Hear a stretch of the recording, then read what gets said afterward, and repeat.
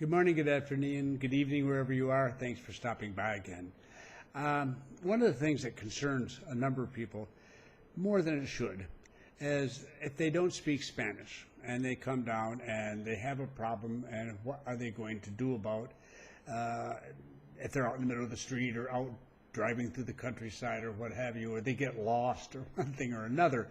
And my normal reaction is don't worry, relax, look around, talk to any respectable adult, and that can be somebody who's just a farmer, just anyone.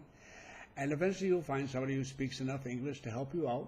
The critical thing is to smile initially. So when a foreigner just suddenly walks up to you and starts talking to you, the first thing they want to know is, are you friendly, or are you upset with them, or and so on. So the smile assures them that there's no problem here. And I've discovered that asking, do you speak English, for example, is not the best way. You can do that, but they always say no, even when they do. Americans and Europeans and Canadians who speak a little Spanish, but not a lot, will often do exactly the same thing. It's a normal human thing. Instead, I just ask them, I need your help. Or, can you help me? That's even better. And they'll understand that. 95% of the country is going to understand those words in English, and if you're not asking them if they speak, you're just assuming they can understand that. If for any reason they're uncomfortable with it and are worried about it, they'll know it's English, and they'll find somebody else who can talk to you. I've had that happen on more than one occasion in the past, particularly when I was new here, but they'll take care of it. However, a year or so ago, I was introduced to an app for the smartphone, and they have it in Android, and they have it for the iPhone, and it was used by one gentleman. I believe he was from Nicaragua, and he was the guard at the apartment house where I was renting at the time, and I suddenly realized I had to ask him a question. I had to use vocabulary that I didn't have at the top of my head. And so I started to speak, and sorry. And he pulled this smartphone out and handed it to me. First he typed on it, then he handed it to me. And I spoke. It turned my English into his Spanish. He read it. He spoke into it. He turned it back to me. It translated it into English. I was really impressed with how quickly he did it, how smoothly he did it. He had done this sort of job at various apartment houses in the city. There are a number of expatriates, and he'd gotten used to it. And I thought, that's a super idea. I was very impressed. I thought, I need this. I should have this. One of the most frustrating things I have is to stand in the middle of the supermarket and not be able to find something I want, but not remember or know the words in Spanish for it. And it turns to all sorts of body language and discussions until I finally find it. But I've been doing that, and I have this app, and I've never used it until today. I realized, I was looking down at my phone, like too many people, I have too many things on my phone. Not as many as some of my friends, but more than enough. And there it was, sitting at me. So I played around with it for a couple minutes, and it works. And I had been impressed at that time at how smoothly it was. So I'm going to introduce it to you. It's the most famous of the tools like this, Google Translate. Now there are others, and if those others really, if you can try them out. I mean, they may be better, I don't know. Google Translate, Google itself is extremely well known for the great work it's done and machine translation, and how much it's improved over the last, 5, 6, 7, 8 years. And they continue to improve it regularly. They offer enough languages, to cover just about anybody in their language, and both traditional and simplified Chinese, for example. I mean, it works. Very impressive. Well, Spanish, English, Spanish, very easy for them. So if you do have a smartphone, and these are free apps. It's the Google Translate app. You get it for either iPhone or Android, whatever. Download it, and it's pretty intuitive. It doesn't take you too long to figure it out. Now I'm going to call it up on my smartphone here, and let's see if I can get it up there so you can actually see it. Okie doke. Here we go. Oh boy.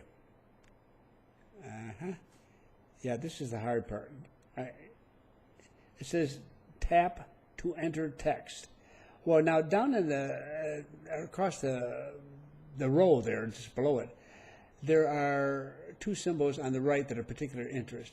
One of them says is for voice. That's the one on the far right, and then the one that's next to it. If I can get a better look at it, but I don't think I'm going to succeed. Well, whatever.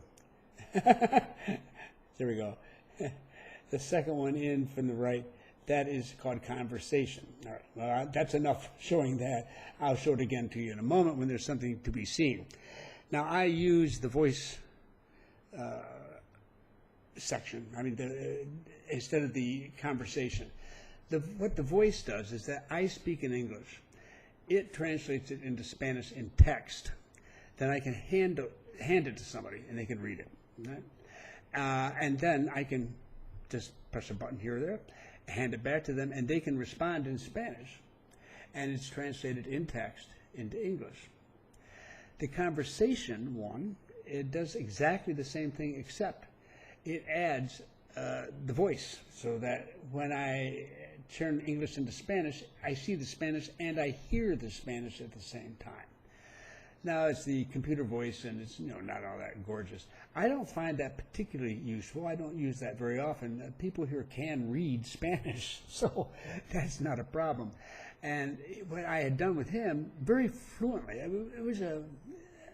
don't remember the details, except it was a rather complicated problem. And we took care of it in a minute or two, just because he kept handing his phone back and forth. And if you do it, and I've been playing this a little bit with this, it's easy.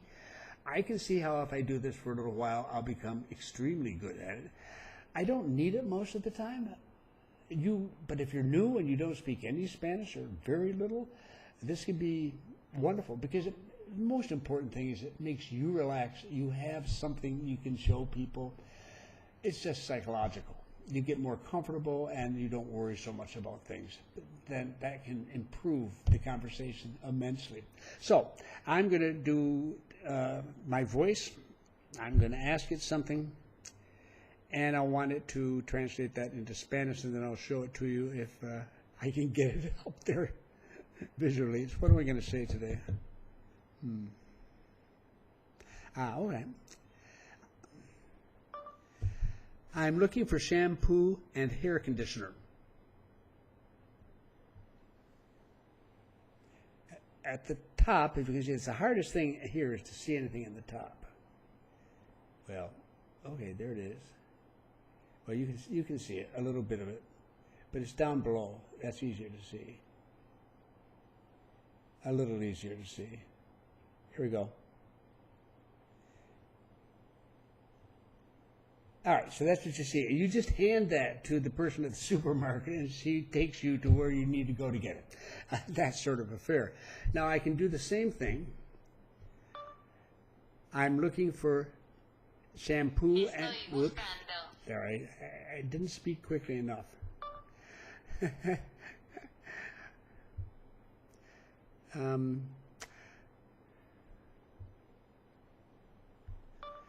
I'm looking for shampoo and hair conditioner. Estoy buscando champú y acondicionador para el cabello. Okay. I don't really think that's terribly useful, but it's there, and you can actually practice your Spanish on this. So it's simple. It looks a little complicated at first for people who just don't use phones or computers very much.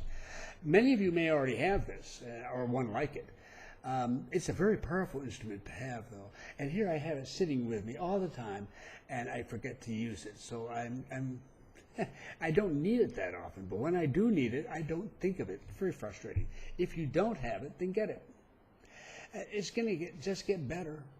And in years to come, this will become even less and less of a problem. But I'm very, very impressed by how well it does already. And the other two settings there, by the way, one of those is for writing. I can actually write on it with my finger like it was a pen, or if I had a stylus or a pen, I could write, and it reads my handwriting. I mean, if you can believe that. And the other, what is the other one? Yes, the camera. Apparently, you can take a picture of a sign in Spanish, and it will attempt to translate that into English. I've done that with other software, and it's sometimes works and sometimes doesn't. I don't know. I haven't tried it with this one yet. It's not so critical. It might be useful to you, too, though. So you can do it with handwriting. You can do it with typing in text. You can do it by voice. You can do it by taking a photograph. The point is that it's there with you, and the neat part is you can just reverse the languages, which is very simple to do, and hand it over to the other person, and they can respond and have the same benefit too, and they can respond in their own language. So I just wanted to mention that because it seems silly to me to use it, not use it, and then worse yet, not even mention it to folks like you. So when you're coming down and you bring a smartphone, come on down with one of the translation programs. There's several of them up there. I just happen to use Google Translate, and it seems to work well for me. I wanted to share that with you. So have a good evening. Thank you very much. I look forward to seeing you again soon.